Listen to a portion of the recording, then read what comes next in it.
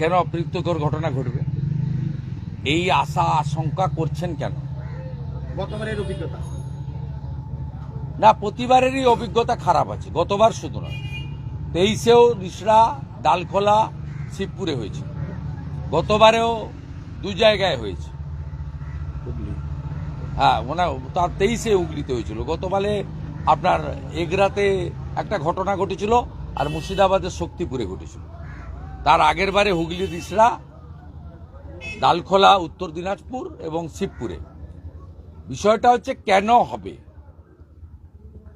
কয়েকদিন আগে মুসলিম সম্প্রদায় ঈদ পালন করলেন, একটাও ঘটনা ঘটেনি। তার কারণ সনাতনীরা নিজ ধর্মে আস্থা রাখে, অপর ধর্মে শ্রদ্ধা রাখে। এটা স্বামী বিবেকানন্দের মন্ত্র। সনাতনীরা সহিষ্ণু। আমি তো বলছি তৃণমূলের জিহাদি এবং পুলিশ কাল যদি বাড়িতে থাকে তাহলেই শান্তিপূর্ণ রামনবমী উদযাপন হবে। এরা রাস্তায় থাকলেই সমস্যা তৈরি হবে।